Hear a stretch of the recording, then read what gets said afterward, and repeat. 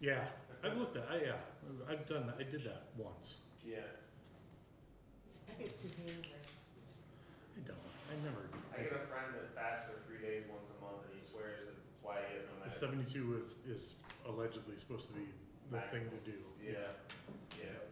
That's crazy. He's like, yeah, water fast for 3 days once a month. I'm like, Consistently? yeah, for 3 days consistently. Isn't that wild? Well, you know, in the church, because we used to do fast quite often in the church. Yeah, we Yeah. call for a fast Yeah. 2 or 3 My times a mom year. is very religious as well, and I remember being raised that she would do that as well when she was trying to, I guess, work through something or support something. Fasting and prayer. It's 5:30. I miss that clock being there. No, I said, like Keep you and I looking, said, keep it's like we're in a casino here. Yeah. Casinos don't have clocks on the walls. It's behind, yeah, it's behind you over there. Oh. Yeah. We You're got, gonna get it up on the wall we'll somewhere? put it up, yep. All right, I'm gonna call the meeting to order. Our clerk of council is out sick. Sorry.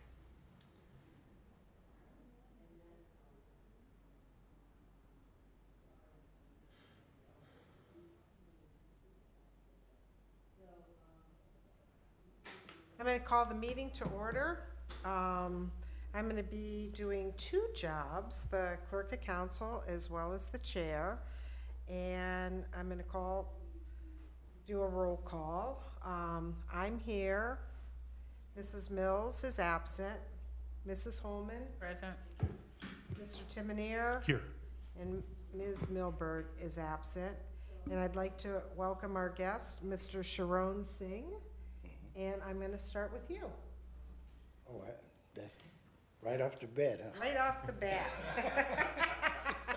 To the opener. Okay, well, I'd like to say once again, good evening, Happy New Year. My name is Sharon Singh. I am the chairman of the board at the Hubbard House Underground Railroad Museum, and I just would like to say I'm honored to be here today, and I just want to, I guess, share for, sometimes you feel everybody knows, but then again, it's still good to continue to talk about the story of the Hubbard House. And one of the things I always like to share about the Hubbard House is even though the history of the Hubbard House is during, I would say, maybe some of the darkest and divisive times in our American history, but it also is able to shine through all that darkness.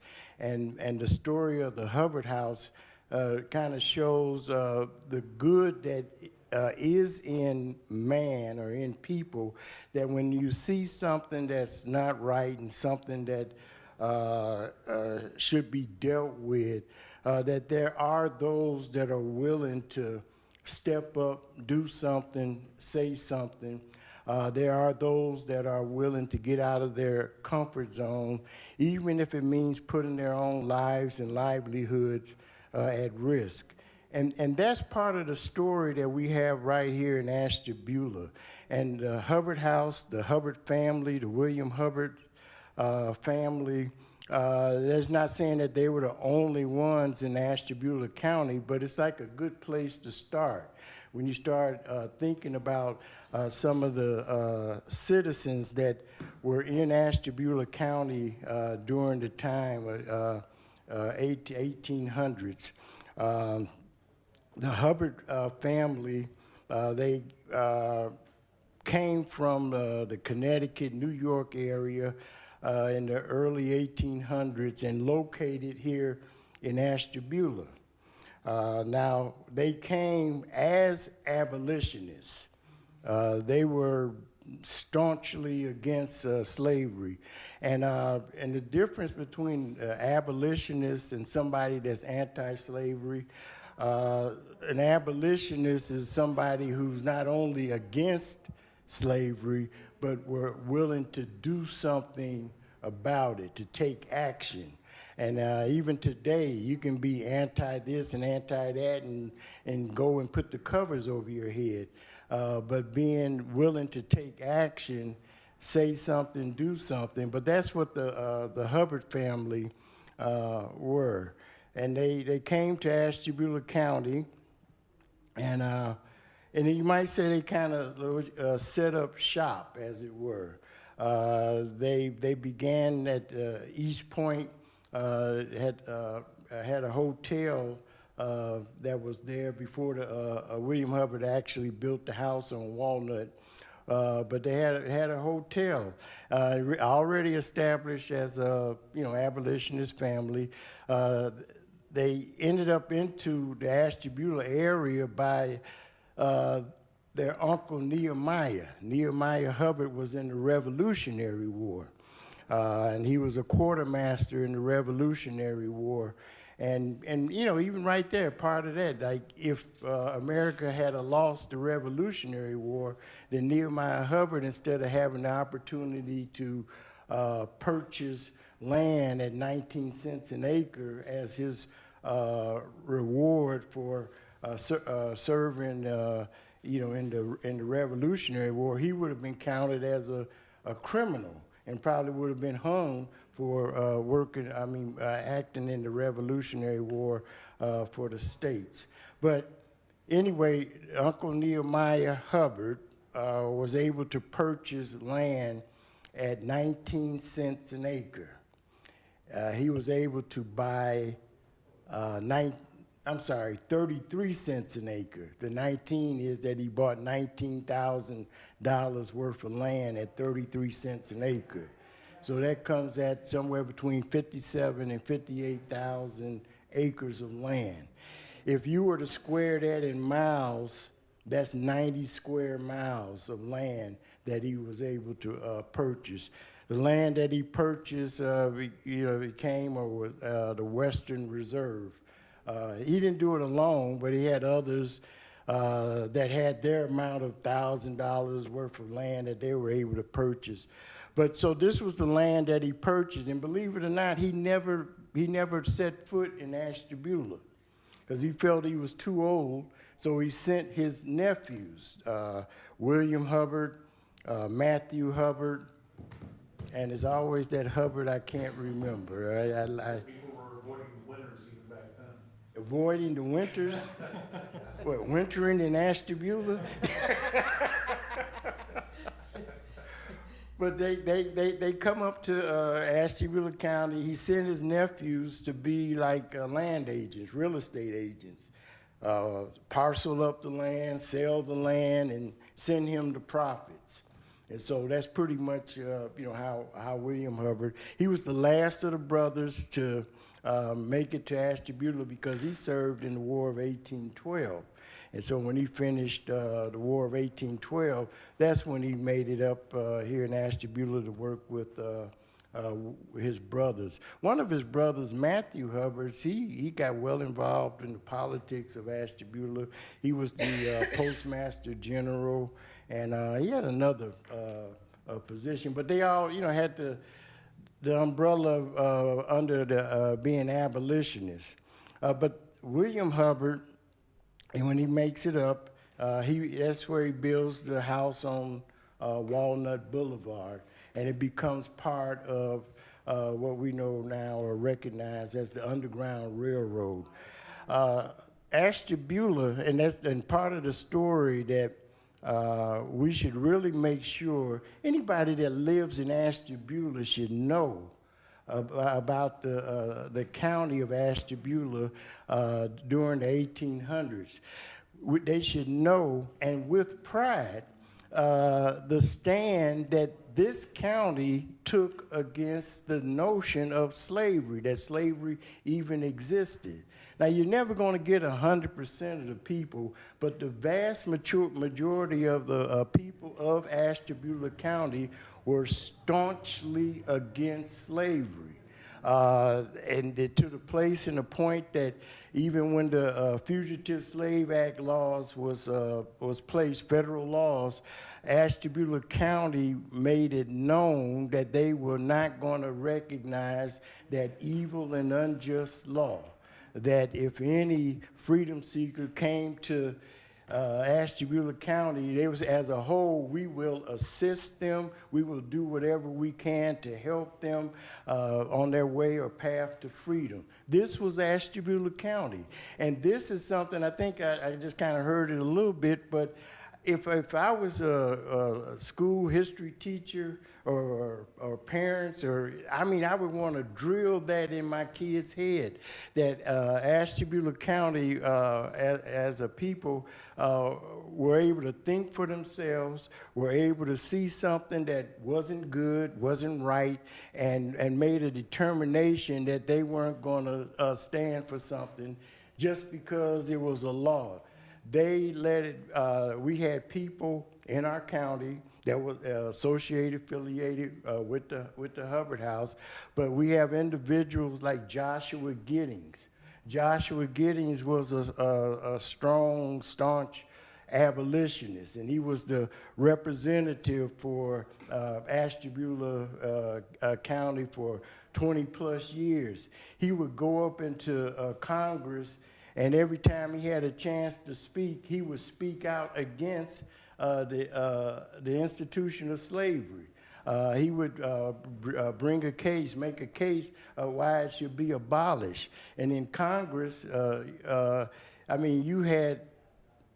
you probably had just as many people for slavery that are people that were against slavery. And it seemed like, just from a little bit of studying that I'd done, the ones that were against slavery had the bigger voices. And it almost got to the point where the people, this is where I came up when I said anti-slavery. The people who were anti-slavery, they held on to their anti-slavery opinion, but they clammed up, they shut up. They stopped really doing anything.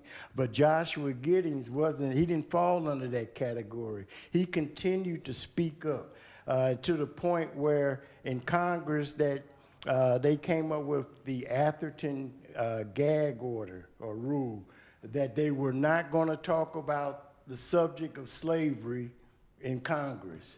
Now, this was a big issue that was going on in the country, and Congress decided that this is something we're not going to discuss. If anyone brings up the discussion of slavery, they will be, hit the gavel for me, they will be gavelled down and told to sit down, and it would get to the place and the point that Joshua Giddings would stand up. He might start talking about building bridges or something like that, but he would find a way to bring the discussion to slavery, and he would get gavelled down. And it got to the place and the point that they decided, one time, I guess he just got on their last nerve, and so they expelled him from Congress and sent him back to Ashtabula. Now, the people of Ashtabula, just take a guess what they did. Embraced them. They more than embraced him. They voted him back in and sent him back to Congress. This was during the time when the second Fugitive Slave Act law had been enacted, and they sent him back with a resolution to read to Congress stating how Ashtabula County will not honor this unjust law. They say it's insidious, it's evil, and we will not recognize it, we will not honor it, we will assist, we will do whatever we can for any freedom seeker that was coming to Ashtabula. And so, but this was the statement that, and they sending that resolution to the federal government was like them saying, and they even had in there, and if you don't believe it, or if you don't think we're going to adhere to what we say, give us a try. Come and check us out or see. But this was the overall attitude for Ashtabula County. This is why with the Hubbard House as part of the Underground Railroad, the house was there, and and this was a very a significant terminal in the Underground Railroad. Because not only was it just part of the of the Underground Railroad, but the Hubbard House being in Ashtabula, right off Lake Erie, the Hubbard House, the Hubbard family, being business-oriented as they were, as connected as they were. They not only were over a bunch of land, but they also they were in the shipping business, they were in the lumber business, the warehouse business. And so freedom seekers that made it to Ashtabula County, they were looking not because anywhere in the United States, they would still be considered slaves, or they would be considered property. Under the Fugitive Slave Act law, it was stating that if you did not return them to their masters, or if you did anything to assist them, you would be put in jail, you would be fined and penalized. And so a freedom seeker, a fugitive slave that was anywhere in the United States, they would never really be free. There was always like, wow, any moment somebody could just come and capture me, turn me in, get the reward. And so the object, their object was to get out of the United States, and that was to make it to Canada. And so the Hubbard House, being part of the Underground Railroad, it became like a holding station until the next available ship would come and would be able to take them across Lake Erie to Canada. One of the main spots was St. Catherine, but different areas in Lake County. The Hubbard family, they had a ship, the Wind and the Wind and the Sails, but then also there were other captains that were sympathetic or abolitionists that they knew who to put the people on board. So Canada was always, for the ones that were looking to be free, Canada became like, in Scripture and Bible, and how the Israelites looked for the Canaan land. And so that became kind of like what the fugitive slaves, they were looking for that freedom land where they could really totally be free. And so the Hubbard House and the Hubbard family, well connected, but they worked very strongly with the Underground Railroad. We don't have the exact records of exactly how many fugitive slaves went through Underground Railroad, because they still, even though Ashtabula County, was like it was and was against slavery, you still had to have a degree of secrecy. You still had to be able to hide, get out of sight, because they still had the slave catchers, bounty catchers. You still had the snitches that, were given a chance, or somebody waved enough money at them that they would tell. But they would still, so the Hubbard House, like people come to visit at the Hubbard House, sometimes the question is, well, where's the underground tunnels or the Underground Railroad? And he said, well, it was no railroad, and there are no tunnels. There's no tunnels and nothing like that. But there was no need for that. Some of the other Underground Railroad places further south, or some, they did have more secret type hiding places and such. But here. It was a vast amount of land. William Hubbard, it was a farm. He had a barn. He had all kind of spaces. And the house, the way the house is actually built, it does have a cellar or a basement. And without electricity, you shut the doors to the cellar, and it's totally pitch black down there. And we haven't opened up the cellar yet, but down there, it's just the way it's designed. It's got so many nooks and crannies that you could almost see where it could have been a false room or something.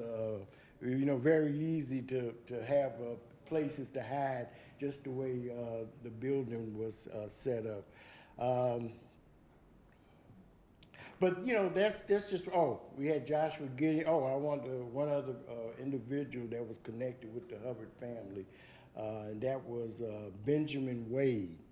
Benjamin Wade was a senator for Ohio, and he was an abolitionist. And he became, he was a senator leading up to the Civil War and also after the Civil War. But Benjamin Wade may be one of the only people ever to honestly say that he missed being the president of the United States by one vote. One vote. One more vote, and he would have been president of the United States. After the Civil War, Andrew Johnson was impeached. And during the impeachment, because Andrew Johnson, who was vice president, assassination of Abraham Lincoln, he moves up to president, and Benjamin Wade was Senate pro temp, so now he moves up to he was next in line to be president. And so during the impeachment, they argue back and forth, and they finally take a vote, and it literally was one more vote to impeach, have Andrew Johnson taken out of office. Benjamin Wade would have been the president of the United States. One vote.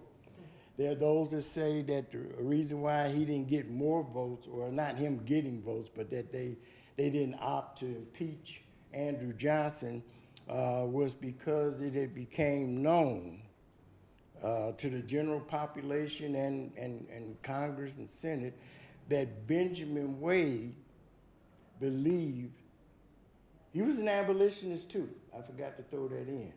So they knew he was, he was against slavery, but also Benjamin Wade believed that women should have the right to vote.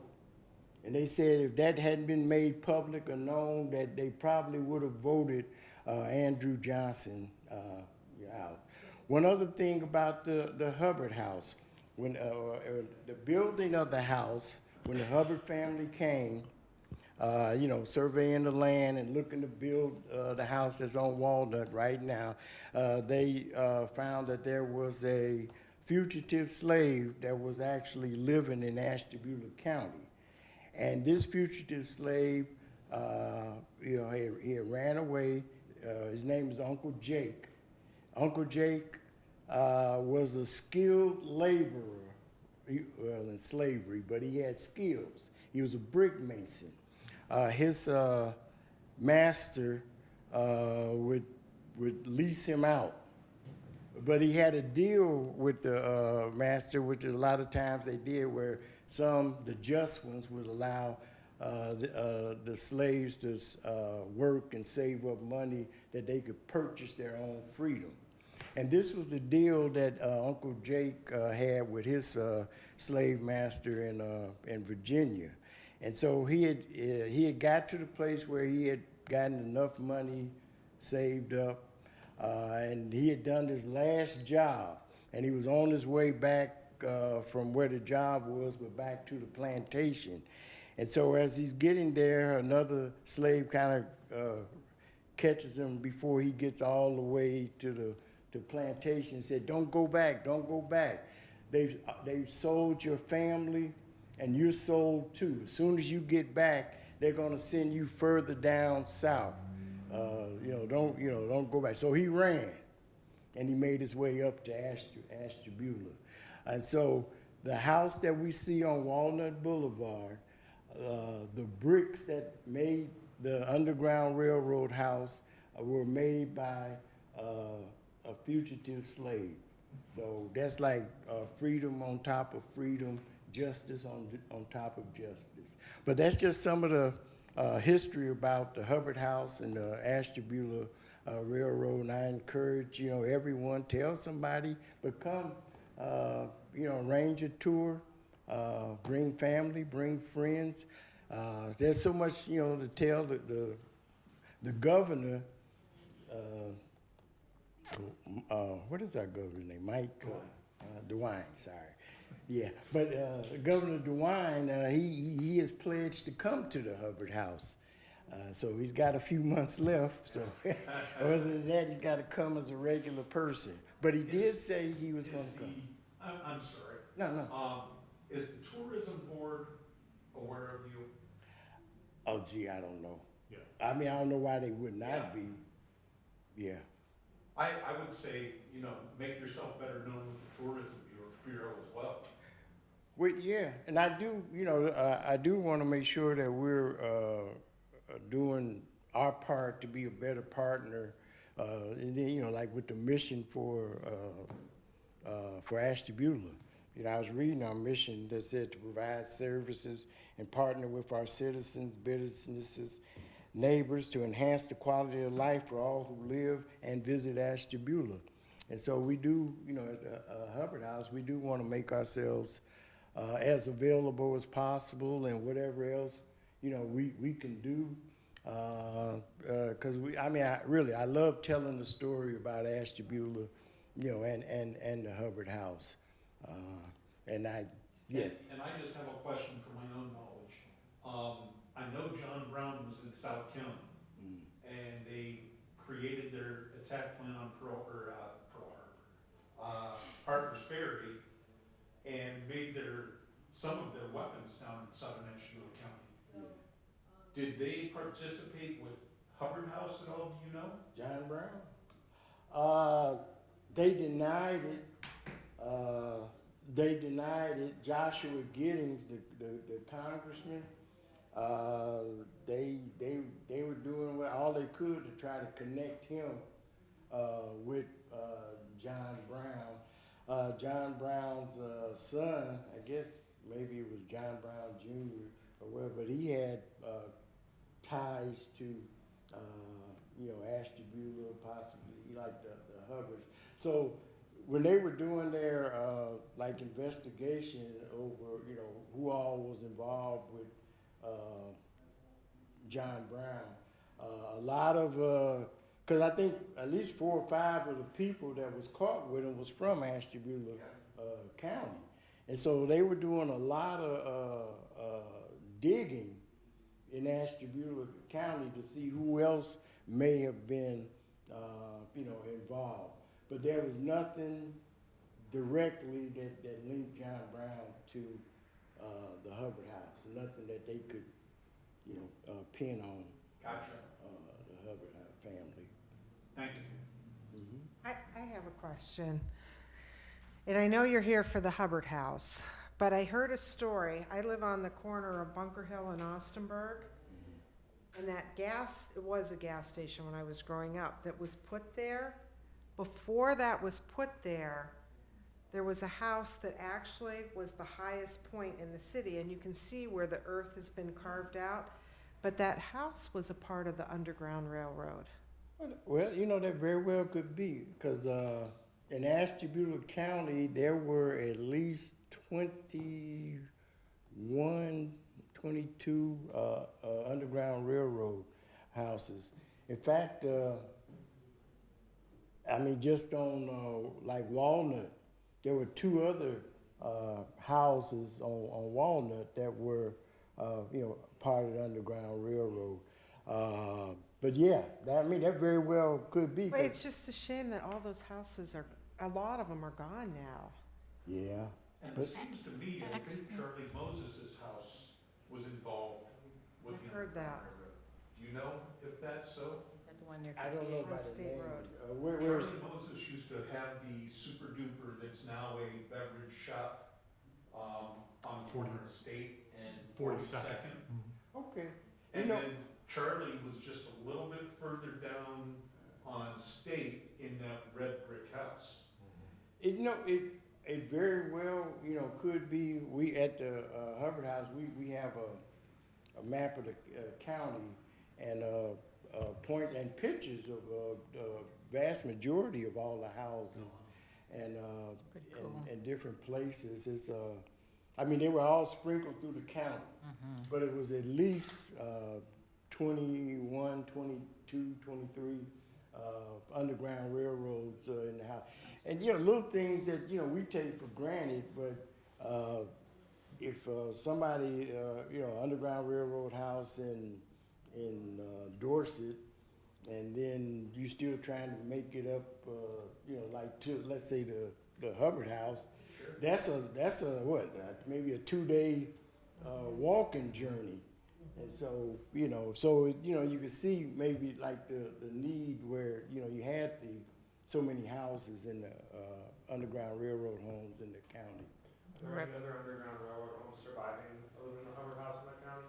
Oh, there's quite a few that's still, some of them may be in ill repair, but I know Conneaut, and I'm sorry, I can't call the names, but I know Conneaut is close to, if they haven't totally restored one, but they're close to having one that's open, that could be open for visitation. And I think it's got something that is a spoon, something. All of the houses had little nicknames, and I think this one had something about spoon wheels or something. So you got little circles all around it. Union Tavern. Unionville, Oh, yeah. Unionville Tavern out at the county line. Yeah. When my kids were little, they went down in the catacombs. You couldn't go underneath the street because it used to release you into the cemetery, because it has started then. I mean, now it's not functioning, but it started to cave in, but Yeah. they had catacombs down there. Reverend Singh, does the Hubbard House still have the pilgrimage? Yes, every October, usually it's been the first Saturday in October. And I don't know if you know the librarian Andy at Topsky Library. He generally puts it together. And it's really the way he does it, because it's always a little different than what it was the year before. But every October, first Saturday in October, we have our pilgrimage. Yeah. And there's an opportunity to see the map and all the different locations and people to ride around and hear history about each of the houses? Yeah. That still occur? Depends on what he has set up, because every year is a little different. Because one year he had different. It may not sound like, but we were going to the cemeteries, and it was like different individuals who had some connections with the Underground Railroad or freedom seekers that came to Ashtabula and lived and ended up when they passed. But just little things like that. You had their history or what it was about. You was able to pay respects at their particular cemetery. Different. Sounds interesting. Yeah. But yeah, every year is always a little different twist. So I really have no idea what this year is going to be, but I'm looking forward to it. Yeah. You I have have a question? two questions. Yeah. So first, as far as the organization goes with the Hubbard House, with regards to the buildings, the artifacts that are in the building, is there a need that the Hubbard House has that supporters can donate to, or what's the top kind of concerns that you guys have? Okay, well, I mean, it's an old house, so it's always general maintenance, and then we have I guess certain standards, because it's a historical site, that when you're fixing something or how you fix it. But right now we have the cellar that I was speaking of. We're trying to get that so it could be open for the public. And then, with that, we have like project designs that we want to, have down there to make it interactive. Speaking and talking about like the Hubbard House. We're kind of getting the narratives together. We already got an artist that's either going to like paint murals on the wall or the floors and put different things that the hope is that when anyone would go down there, there would be a real experience. And so that's where we're at. Where we're at with it this moment is that The basement is dry. It's been, whether it was sealed and Yeah. weatherproofed or waterproofed and all of that, so the basement is dry. In fact, we would have been further along, but our artist that we have, he had some illnesses and little issues going on, but he's raring to go for this year. Good. So, but yeah, that is something though that, like with donations or however to kind of help speed that project along, yeah. Aren't there still annual memberships? Yes, we have annual memberships on our website or webpage or whatever it is we have that, you can join, be a member. And one of the things we go by donations. You come and, whatever you feel that you want to donate, for a tour. We won't turn anybody away, so even if you don't have anything to donate, you can come and do a tour. We have our summer schedule, but we find ourselves, we actually do more by appointments. People, you would like to have a tour. You call, tell us how many's in your group, and then we agree on a date or a time to do it. That's been going real well the last few years.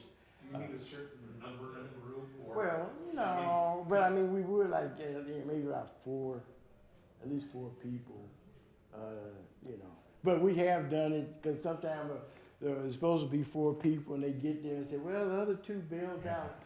Right. So it's just two. But, that Sally lady that he was talking about, you call her and she's a softie, so almost anybody could get a tour. Because next thing I know, she calling me, what you doing? So I think that's the other concern that we have with a lot of our nonprofits and especially organizations like the Hubbard House, which are such an integral part of Ashtabula's history. What does it look like as far as succession planning? So who's going to be the next Mr. Singh coming to a council meeting, and the history and the knowledge that you were just able to repeat off the top of your head is just amazing to me. And hopefully that's written down somewhere, and you know what I mean, so that future generations can do justice to the Hubbard House as you guys are now. Well, honestly, I'm probably the least of the scholars. You know Fred Robiso? Oh, yeah. Yeah, now he's, whatever, you talk about off the, but no, it's quite our docent individuals are very, even Andy, the library, but he's gonna be leaving probably next year or so. But yeah, you're right, and we're constantly, that's something, I'm glad you kind of brought that up, because we are looking for more docents, people to train, so we can, like keep it going, or make sure that there's no snags. But that's been kind of tough the last, few years. We've actually lost considerably more docents than new ones than we were able to bring in. But well, that could be a problem, but right now it's kind of covered for the near future. Okay. I appreciate that question, though, Mr. Chimenier, because I think about maybe some university students, or a way to get some students involved so that there is not a gap as, people sort of phase out or leave for whatever reasons. We've got younger people who carry on the message. And I know I've been, the Hubbard House has been part of our, in Leadership Ashtabula, so we've gone there as for the adult class, and I think the youth classes also go through there. But catching kids at that young age interested in history, and honestly, the way that you guys have Hubbard House laid out and the art of it's just so interesting. I mean, you could spend days in there looking at everything. And maybe it's those leadership classes or some of those, the high schools are all somewhat picking up on volunteer hours and things like that, but to try to capture them that early would be wonderful. You know, we started like with our Lakeside High School and like some of the others or junior high even, and then I don't know, something always kind of breaks it off.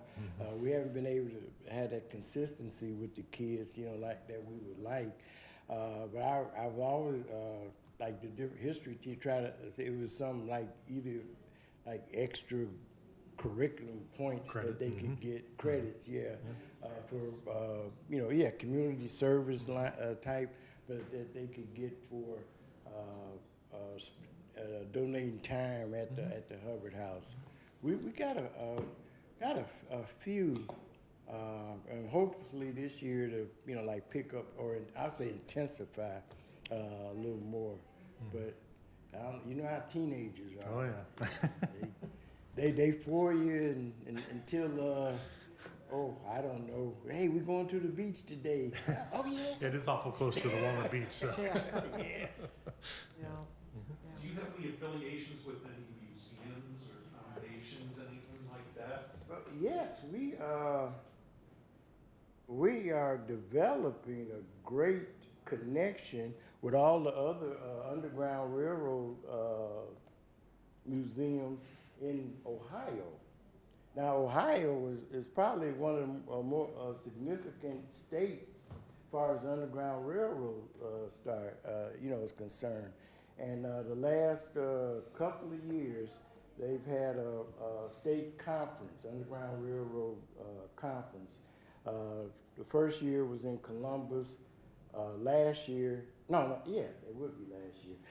It was in Cincinnati, the Freedom Center in Cincinnati, Underground Railroad Center. And there, all the other underground, now the Freedom Museum, I mean, our Hubbard House does not, when I say it don't stack up, I mean, they could put the Hubbard House in the lobby of the Freedom Center. But there are other similar type museums that were, you know, actually Underground Railroad houses sprinkled all throughout Ohio, and more of them are beginning to have them restored and then opening them up, you know, for public visitation. And so, being at these conferences, we're able to touch bases, share. In fact, and I'm hoping it takes off this year, but we were looking to put together a tour trip for Ohio and actually going through, say, you know, whatever, a weekend, going through the Underground Railroad sites in Ohio, make it to Cincinnati, stay over Cincinnati, but you visit the Freedom Center in Cincinnati. Then on your way back up to, you know, here to Ashtabula, you stop off at some more of the Underground Railroad sites. But we're looking like maybe a 2-day type bus trip to check out the different sites that are now coming open. I like that idea. It's a great idea. I have one final request, Ms. Giacomo. Is it possible in the agenda we could extend the name to Hubbard House Underground Railroad Museum? Because for some people who don't know the Hubbard House, they just might think it's a house and not know clearly that it's a part of the Underground Railroad. I will do that. Thank you.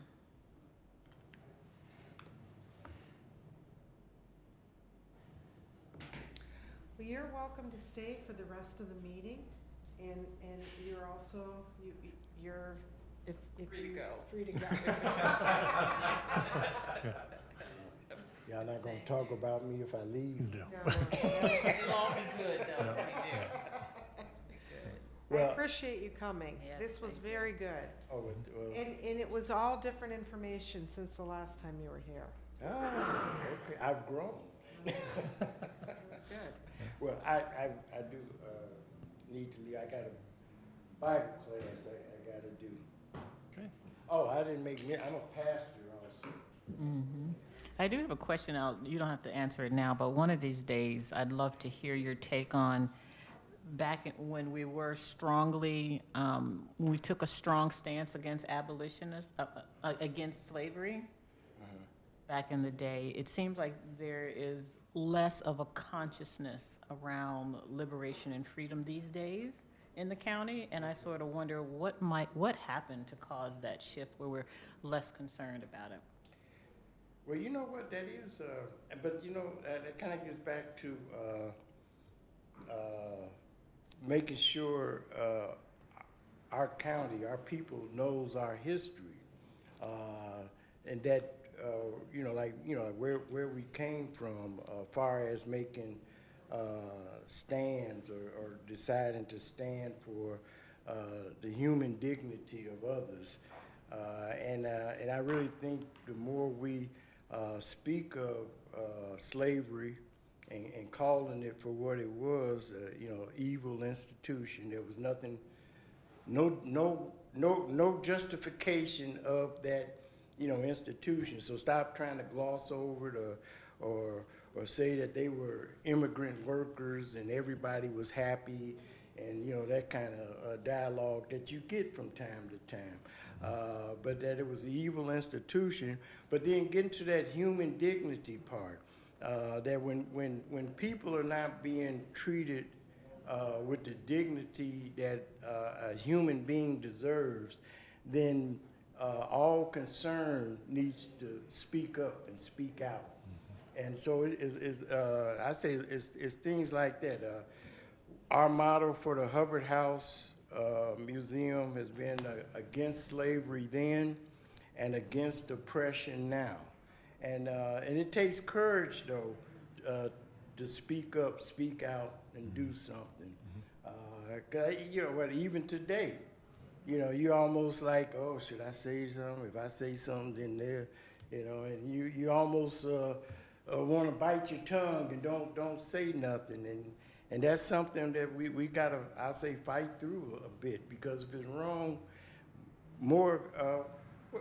I'm messing the quote up, but the quote, states that when good people say nothing and do nothing, that's when evil wins. And as good people, the people that want to see right prevail, we just have to be willing to speak up and do our parts. It kind of goes to your point, as you were talking, and kind of why I went back to, who's going to tell the story for the next, what's the succession plan, so that this story, because I think where we lose our history is when we lose our storytellers. And I know this pales in comparison to what goes on at the Hubbard House versus just everyday life. But, I even noticed that our Christmas Mass, I don't go to Mass all the time, but, I might be one of those holiday guys now. But from when I was a kid and seeing all of the older generations there, and we could point to where everybody sat, and we knew that we were going to go to talk to Aunt Marge after Mass, and we knew this. And, I happened to open the bulletin while I was there to read, and all of those people that we went to see are now listed as in memory of in the bulletin. And so when we lose those history tellers, if I could go back, I would have had that video camera in front of my grandparents when they would tell those stories around the Christmas table. And we're trying to encourage our kids to listen to Grandma and Papa all the time. And so that's where I think that storytelling, where we lose actually what happened, because the people aren't here telling us what they went through. So I think, having that message and continuing to tell the story is really important. I couldn't agree more. Yeah. It is important. And all of us here, I mean, believe it or not, well, maybe I'll speak for myself, but, that you've actually lived what's history now. That you can actually look back and sometimes, like in your youth, and say, yeah, I remember. Like I can say, I remember. I'm from Chicago, so I can say I remember when Martin Luther King came to Chicago to stay in the projects and slum areas of Chicago, because he was, standing up for those that were in poverty. And I remember when he came, and I said, I was a kid. It's just little things that we lived, and now they're reading about it in history books. But it's something different to be able to say, yeah, I remember when. Yeah. And yeah, we do need that. And we start by reaching out to the next ones coming up behind us. You know. And knowing the You. story ourselves. We're But all I- looking yeah. at the baby in the room. Thank you. Thank you very, Thank you. very much. All right, well, thank you. Thank you for having me. And, if you see fit, you can call on me again. All right, All right. thank you. All right, next up is the city manager's report. Thank you, Madam Chair. So actually, one thing that we've been working on for a little bit of time now, and it's going to become time for council to start having some considerations when it comes to resolutions of support. As you know, for years, we've been trying to talk to Amtrak about having a stop here in the city. And there is a new group that is together, that has formed, that is really working to expand the Detroit, Toledo, Cleveland Corridor Identification Project and the New York Empire Corridor. So how do we connect those two corridors together? And what that connection looks like right now is potentially could be called the Great Lakes Limited. So that would connect the two corridors that already exist, but include pretty much all of the coastline, the Lake Erie coastline of Ohio. Rail, especially in this up here, is almost non-existent. It's tough to get on Amtrak. The schedules aren't great, but Amtrak is a very affordable way for people to travel that may not have the opportunity to do so flying somewhere or whatever that case may be. So obviously they're doing it for tourism, they're doing it for reliability, they're doing it for medical travel. So this organization is really trying to put a push on this, and some of the comments that Amtrak, the leaders of Amtrak and the Department of Transportation at the federal level have made are somewhat indicating that they're very open to more routes for Amtrak. In this particular situation, because it's going to be a connector between these two corridors, there's a potential for cost savings because they could already use equipment that's there. It's just running them through the lines more. So I've been in conversations with them. We've had conversations with Congressman Joyce's office about support for this. So they have sent some templates, and one of the things that I did pass out is just the resolution in support of this. Not something that we have to do immediately, probably sometime in February they're looking at. One of the gentlemen that is working on this project is actually moving back to Ashtabula. He used to be here in the past, so he's moving back to the city this month. So he has even offered to come and do a little PowerPoint presentation for you if need be, if you need more information. Personally, I think this is, it's hard not to support it. I don't know if there's a reason to not support it. As far as the locations of where that stop would be, I think the most logical one is where the old depot used to be. But that none of that has been set in stone or determined at this point. First off, we have to get Congress to agree to put money towards this type of venture. And like I said, it seems like there is an appetite to do that right now. So wanted to bring that to your attention, that is something that we, Huge. yeah, it is huge. And to go along with that, and we're waiting for all the press releases and everything to come out, but as I had mentioned to council, GoBus Ohio is an actual network of busing throughout the state, and they're looking to expand that. We have been lobbying along with the county commissioners to have a stop here in the city as well, and I think we're pretty darn close to having everything nailed down so that we will have a stop here in the city. Over 50% of the ridership of the GoBus right now is college students, so going to and from college. This route right now, it's kind of in a square, but goes from Cleveland all the way out west to somewhere near Toledo, down to Cincinnati, and then back over to the east side of Ohio. This would now connect the lake corridor as well, and it's done to try to improve tourism up here as well as access to the rest of those routes. It seems like if we do get this stop, the next stop on the line would actually be the park and ride huge lot and RTA station that's just outside of the airport.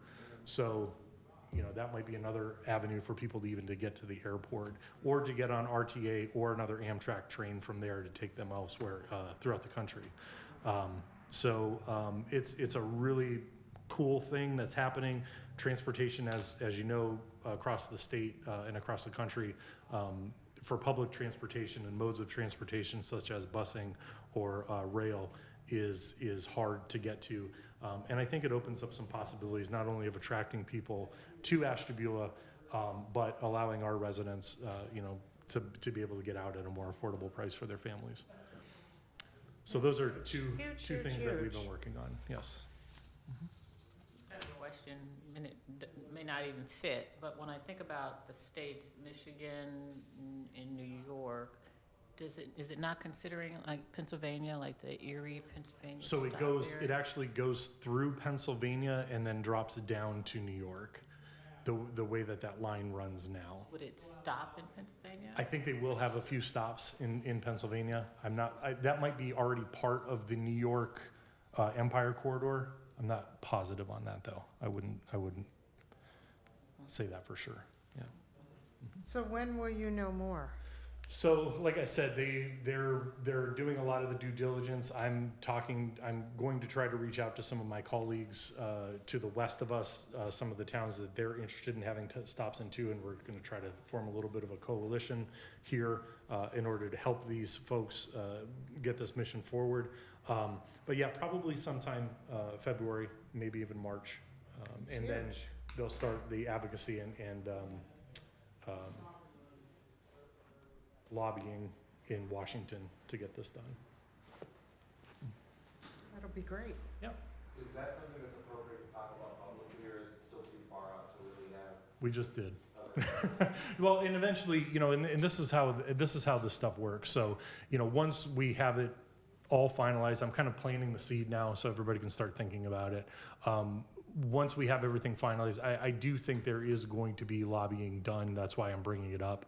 If I didn't think this was a possibility of at least getting to that point, I wouldn't have, we try and, if it doesn't happen, doesn't happen. But, when we start that, it would be extremely helpful that citizens then make the call to Congressman Joyce's office or Senator Husted or, Senator Marino and say, hey, this is important to us.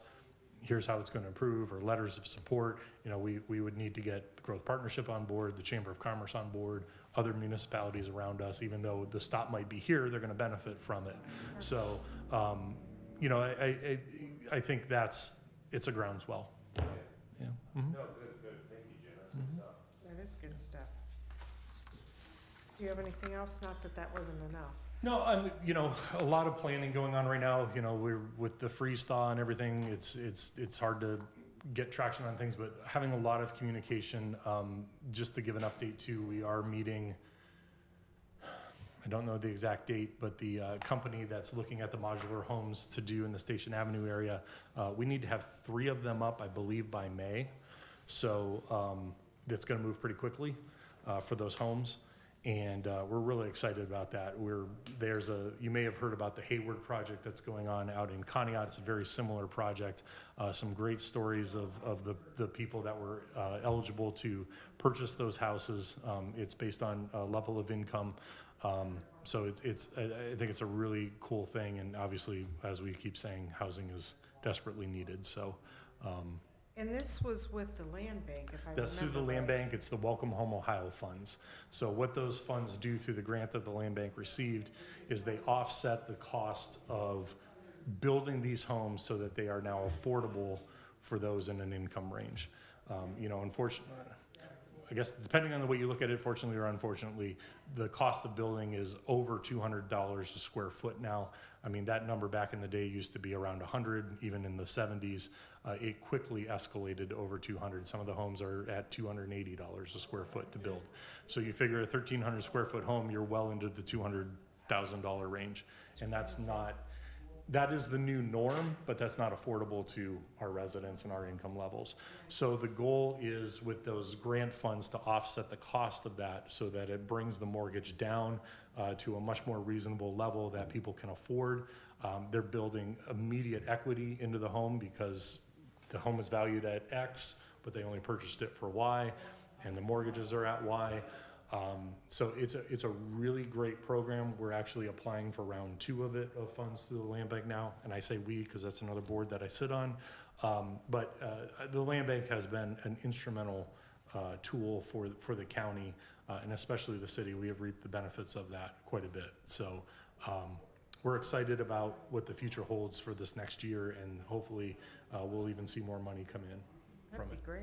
Mr. Timonier, is there currently any literature or information that could be circulated so interested parties can start finding out now Yeah, so about it? as we get the homes ordered, and it's still gonna take, I think it's 90 to 120 days from order to delivery.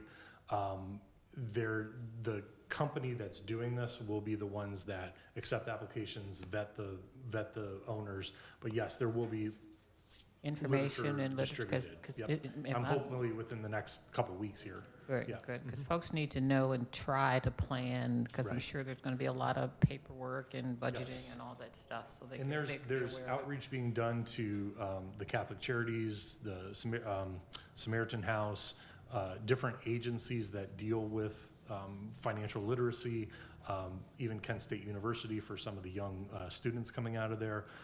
And we're even talking now about reaching out to the Itons, the MFGs of the world, the Lake City Platings, where, that medium income, the unfortunate reality right now with the way the market is we have people in the city paying over $1,000 for rent Oh, yeah, for oh, yeah. very, very shoddy homes or apartments.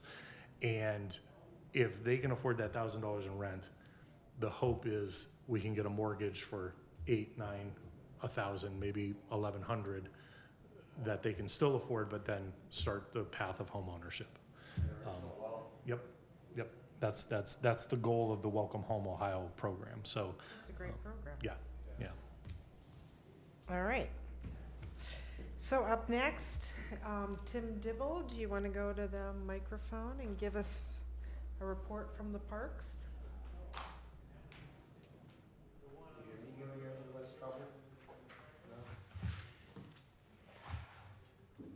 Good evening. I have a report here from the Parks and Recreation Board. Let me turn my hearing aids down a little bit. Now I'm blasting myself out. Can't hear, can't see, but I manage. Okay, so what I have here, I took all of the Park and Recreation Board's reports from 2025, and I compiled a State of the Parks report.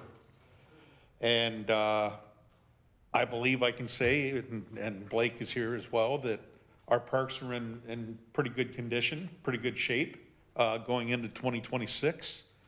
And we saw a marked significant period of progress, evaluation, and public accountability for the City of Ashtabula Parks and Recreation Board.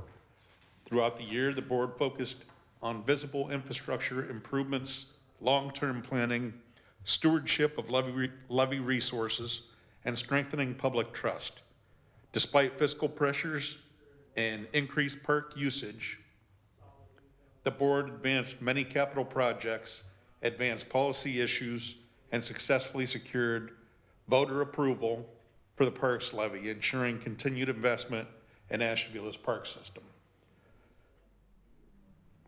What we saw this year for major achievements was the completion and opening of the Walnut Beach inclusion zone, now one of the most popular and visible amenities in the city. Installation of a new playground equipment and surfacing on West 38th Street. Completion of basketball and tennis courts at Smith Field, expanding recreational access. Formal recognition and naming of molded fiberglass's Unity Park. Restoration of sightlines and safety improvements at South Park. Successful park levy renewal approved by voters and securing future funding. Continued high-quality veterans and memorial programming, including Veterans Day, Pearl Harbor Day, and Memorial Day. Our park levy stewardship. In November 25, voters reapproved our parks levy through a narrow margin, more narrow than we'd like. This result underscored both public support and the importance of continued transparency. Throughout the year, levy funds were directed toward highly visible projects, particularly neighborhood parks and accessibility improvements, reinforcing public confidence in responsible stewardship. Now, I could go park by park. I won't do that, but unless, Jim, you want me to, okay. But with that, I think I covered pretty much the highlights of what we've gotten done last year. The city manager has put us on a target improvement type plan to select 3 projects that we would really like to see get done, focus projects. And that's what we're looking for in 2026. We've got an idea of what those projects we would like to be in conjunction with the city manager. With that being said, I have recently come up with a new member packet for when the city manager appoints his next member to the park board. As you know, city council appoints 4 and the city manager appoints 3 members. I can tell you from my experience, Blake, and a couple other recent appointees, we came to the board and we had no idea what was going on. So I took it upon myself and made up a packet for new members, voting Great idea. rules, and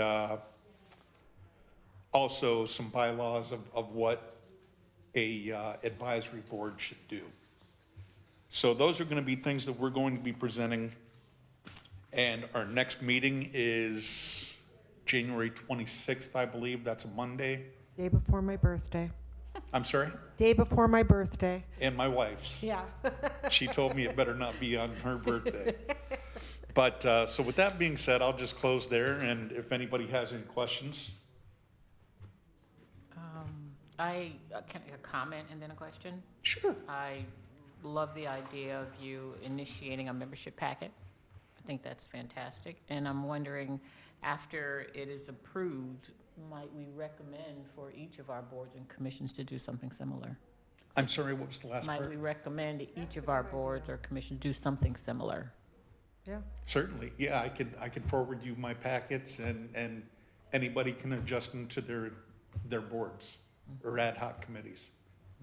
So, right. Because it's the kind of boring stuff that nobody really wants to do. That's the kind of stuff that you need, like, it's honestly fairly innocuous, but it's just order, you know what I mean? And helpful. So, it is for sure, I reviewed it earlier today, and I thought it was all very well reasoned, none of it's confrontational or controversial, it's just. It's dry reading, It's okay. but it's necessary. And, you know, when you have some certain people on a board, you know who I'm talking about, you need that sense of order. And sometimes we borderline on chaos, and being in as many groups as I'm in, that's a point of contention for me. I'm really OCD about that. And it's, hey, let's follow an agenda, let's get things done. So, and with that being said, we are looking for the city manager to make his appointment to our board. One of our major projects is completing the fence on the 38th Street Park. Thank you. And any other amenities that might fit in there. What was the third we talked about? Well, you mentioned too, what Jim was mentioning, talking about the last meeting with Kate. And Caden Park. I'm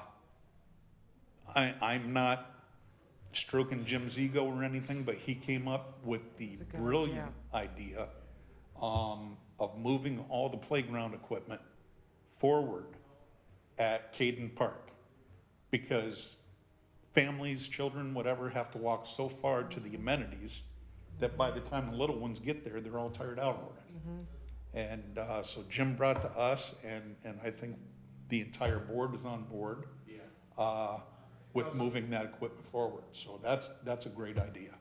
It makes sense too, just because when you say, you go to I just speaking from point of reference from my house, Ward 1, Snappy Field, when you're over there, a lot of the times parents will be in their cars, just kind of sitting and have you parked right in front and just let the kids have full, but then they got full view. And over at Caden, because of the way it's laid out, it can almost be kind of a barrier to want to have your kids play there because you gotta let them go real far away, and it's even from where the sitting is and stuff, so I think it's a great idea. And I think that any improvement we make to the parks we have, especially our big ones, are great. Absolutely. And with that being said, Jim also brought up the idea of putting in a walking trail through there. So we've got the walking track at Smith. We could put a walking trail through there and really get usage out of the full park. We're also talking about letting the garden area overgrow and return to its natural floration.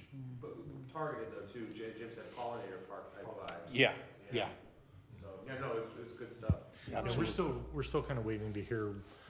I know the My Neighborhood Group Collaborative is kind of dissolving, but whether Julie is going to be picking up on that garden or not, I know she mentioned Julie Wayman, the group that she's with now, possibly taking over a portion. Not the garden would not be as big as it is now, and I think that just kind of got unmanageable. So once weather breaks and everything, we'll do what we need to do. And I think that would be a cool area to kind of start that pollinator park, and then as we develop the rest of the park, I think kind of making paths and returning that to some of its natural habitat. I guess you just picture what had happened over at Red Brook when it went from golf course to what it is now.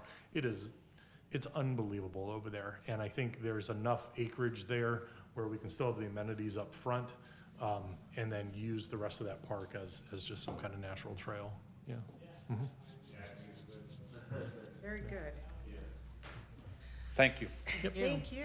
And I would just one thing for Mr. Dibble, and again, it kind of goes back to what we were talking about with Mr. Singh and making sure that there's succession planning and history being told. I just want to again publicly thank you for all you do for the Veterans Park and making sure that we remember our veterans and making sure we remember the events of our history, because those are very important. It's not something I never have to worry about.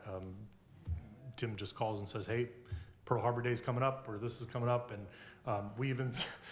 we had arranged this room in case the weather was really bad, and I remember calling Kelly and saying, it's really cold out, I'll have the heat on in the council chambers. And Tim was like, nope, we're outside, we're good. I said, okay. Yeah. So a lot tougher than I give them Veterans credit are for. hard-headed, Yes, that's and right. we, Yeah, we feel we so- should be at the monument. However, I did broach the subject with the honor guard and whatnot this year, and we are thinking about just not even having a secondary plan, just move indoors. That'd be, yeah. And You're welcome to probably use it. do that down at the American Legion. Oh, cool. And invite the public Yeah. down. Great, So, yeah. But no, I do appreciate you always putting together those events for us. certainly, Yeah. happy to do it. Thank you. All right, in unfinished business, we have tree legislation. It's in our packet.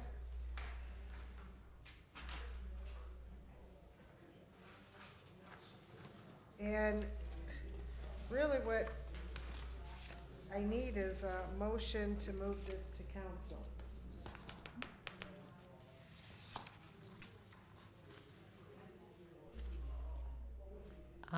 I do have a question, Sure. and this is probably to Mr. Timonier. Will we look at section 1? Do we need to fill that stuff in before we move it to council, or would it go afterwards? So it's just a matter of finding in the ordinance book where that section would Yep. fall, and we might need the solicitor's assistance on that for a little bit of it. Yep. And in the next sentence, it's replacement ordinance. We should probably have with the ordinance number in it. It's just right next sentence.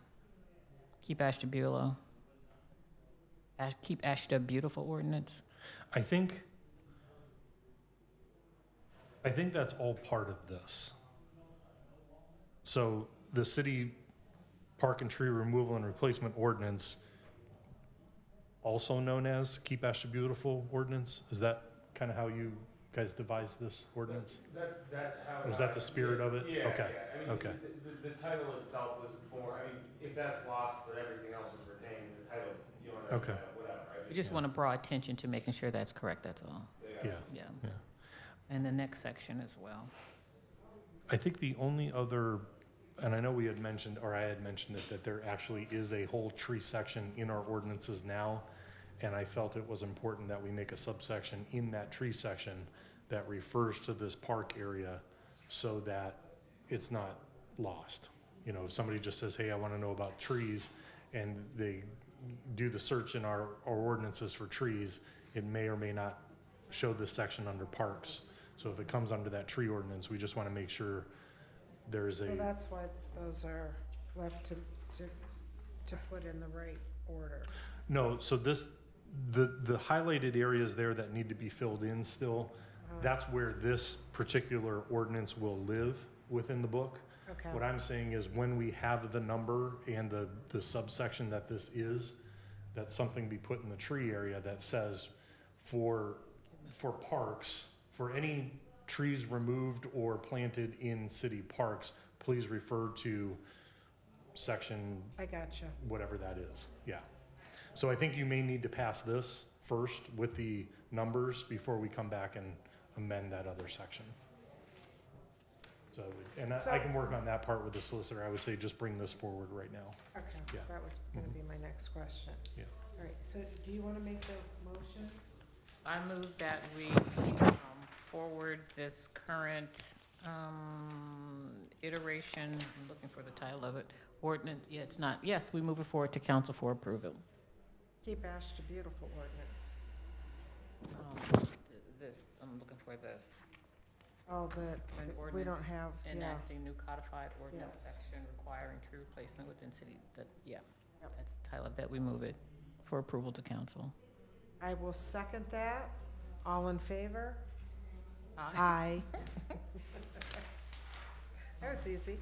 Yeah. Now, does there need to be a special note to first send it, not first, but second, send it to our city solicitor or Miss Milberg, so she knows to do the cross-referencing I'll to discuss the this other? tomorrow with Ms. Milberg if she's in, and we'll figure out where it's gonna land, and then you'll request this at the next meeting, and then it'll be on for the February meeting?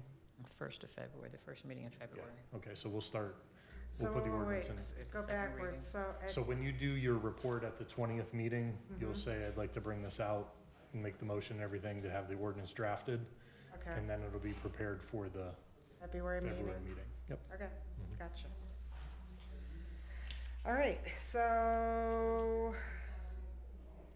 the last is new business. I'm making appointments to the Parks and Recreation Board for a liaison.